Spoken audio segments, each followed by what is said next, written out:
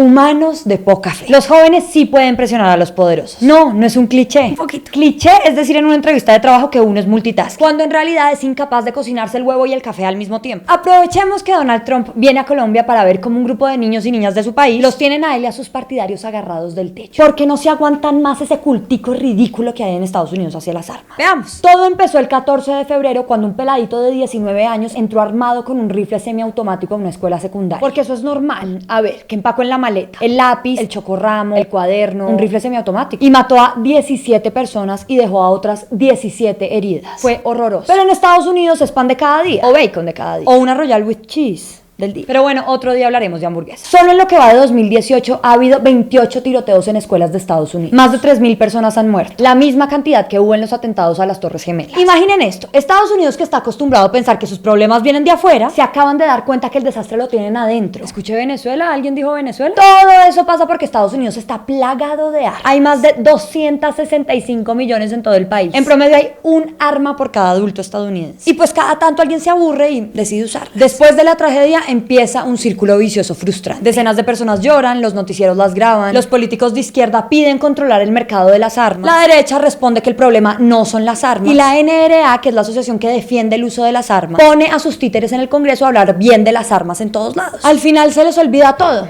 a la colombiana. Y la segunda enmienda de la Constitución, que le permite a todos los americanos tener armas, queda igualitica. Ni siquiera el expresidente Barack Obama, que lloró en televisión después de un tiroteo, logró hacer algo. Every time I think about those kids, it gets me mad.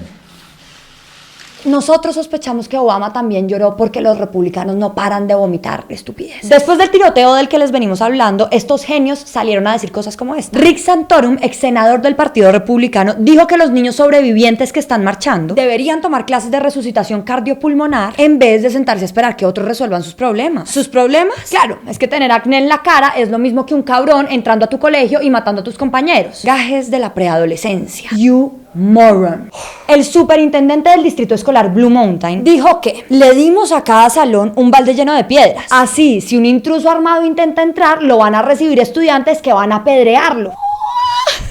El presentador de un programa de televisión auspiciado por la NRA dijo que nadie sabría el nombre de los adolescentes que sobrevivieron a la matanza si sus compañeros de clase siguieran vivos. Sí, querido, ese es el punto. Brillante. Pero esperen que hay más. Si pensaban que Donald Trump iba a pasar invicto, ¿en qué mundo vive? Recién pasó la tragedia, Trump dijo que su país debía enfrentar el difícil tema de la salud mental. Atención, no de las armas, de la salud mental. Esa es la solución más fácil y cruel, decir que los asesinos son enfermos mentales, que además de mezquino, es falso. ¿Por qué en todos los países del mundo hay enfermos mentales y solo en Estados Unidos se matan con tanto entusiasmo? Además, un estudio encontró que solo el 20% de las masacres en Estados Unidos están ligadas a personas con enfermedades mentales. ¿Qué hacemos con el otro 80%, querido Mr. Peluquín? Y no contento con eso, después la agarró contra los videojuegos, que es que son muy violentos y pervierten a nuestra infancia. Pero la misma pregunta, ¿por qué en todo el mundo jugamos y solo en Estados Unidos hay masacres de este tipo? Finalmente, la NRA, que se ha encargado de darles plata a todos estos políticos pro armas que salen a decir bobadas, está haciendo lo mismo que ciertos políticos de la campaña presidencial de Colombia: